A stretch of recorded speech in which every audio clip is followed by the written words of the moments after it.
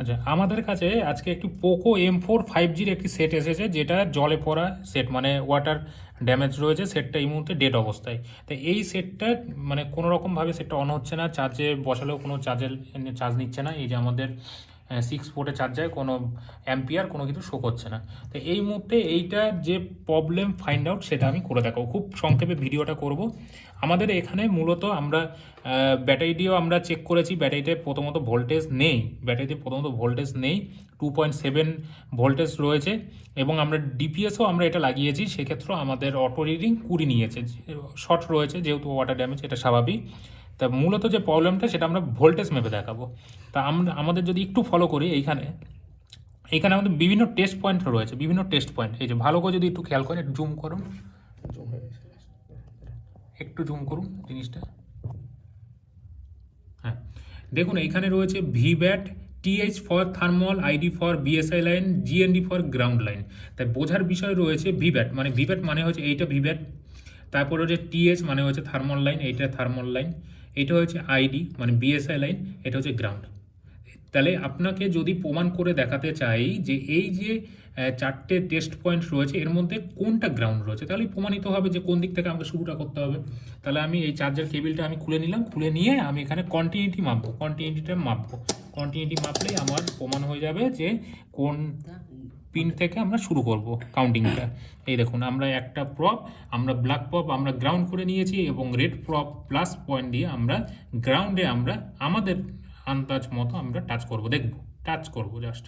দেখুন আমাদের beep sound দিয়েছে মাল্টিমিটারে, এর মানে হয়েছে আমাদের এই যে টেস্ট পয়েন্ট রয়েছে এইটা রয়েছে আমাদের গ্রাউন্ড। তাহলে গ্রাউন্ড হবে এটা, তারপরে এটা হবে আইডি, এটা হবে টিএইচ মানে থার্মাল লাইন টেস্ট পয়েন্ট, এটা হবে ভিব্যাটের টেস্ট পয়েন্ট মানে ব্যাটারি কানেক্টরের পজিটিভ লাইন। এবার আমরা যেগুলো চেক করব সেটা হয়েছে যে আমাদের যে চার্জিং কেবিল রয়েছে, চার্জিং কেবিল লাগিয়ে আমরা চেক করব ভিব্যাট লাইনে ভোল্টেজ স্টেবিলিটিটা কীরকম এবং কত ভোল্টেজ আসে। আমরা মোটামুটি 2.9 থেকে 3.7 বা 3.5 এরকম ভোল্টেজ আমরা আশা করতে পারি। সেই ভোল্টেজটা আমরা চেক করব। আমরা একটা প্রপ আমরা গ্রাউন্ড করে নেব, মাল্টিমিটারকে 20 রেঞ্জে রাখবো ডিসিভি মোডে এবং চেক করব। ভিব্যাট চেক করব, তখনই আমরা এখানে ভোল্টেজ শো করব, মাল্টিমিটার দিকে দেখান যে 3.6 ভোল্টেজ, এবং ভোল্টেজটা স্টেবিলিটি রয়েছে 3.6 রয়েছে। 3.4 যেটা রয়েছে সেটা আনস্টেবল, তাতে কোনো সমস্যা নেই।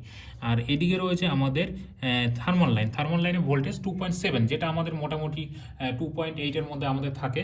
এবং আমাদের যে আইডি লাইনে ভোল্টেজ চার্জিং পোর্ট যখন আমরা ইনসাইড করবো, আমাদের সত্য হয়েছে আমাদের ভোল্টেজ পাবো আইডি লাইনে 1.7 থেকে 1.8, কিন্তু আমাদের কোনো ভোল্টেজ নেই সেখানে, আমাদের হাফ ভোল্টেজও নেই, 0.34 বা এরকম ভোল্টেজ শো করছে। এক্ষেত্রে আমরা এটাকে আমরা খুবই সহজে বলতে পারি যে আইডি লাইন আমাদের মিসিং হয়ে গেছে, যার কারণে আমাদের সেটটা অন হচ্ছে না, যেহেতু বিএসএ লাইন নেই। আমরা জানি অ্যান্ড্রয়েড ফোনে বিএসএ লাইন মিসিং হয়ে গেলেও সেটা ডেড কন্ডিশনে থাকে, তার উপরে রয়েছে এটা ওয়াটার ড্যামেজ। এইভাবে আমাদের ফল্ট ফাইন্ডিং করতে হবে ডেড ফোনে, এবং আমাদেরকে যেটা মাথায় রাখতে হবে ভিপিএস লাইনে ভোল্টেজ স্টেবিলিটি থাকছে কিনা, এবং ভিব্যাট লাইনে যদি ভিপিএস লাইনে ভোল্টেজ স্টেবিলিটি মাপতে আপনাদের অসুবিধা হয়, ভিব্যাট লাইনে ভোল্টেজ স্টেবিলিটি রয়েছে কিনা এটা যদি মেপে নেন, তাহলে আপনারা খুব সহজে আইডেন্টিফাই করতে পারবেন যে ভিপিএস লাইনও ঠিকঠাক রয়েছে কিনা, কারণ ভিপিএস লাইন ঠিকঠাক থাকলে ভিব্যাট লাইনও ঠিকঠাক থাকে।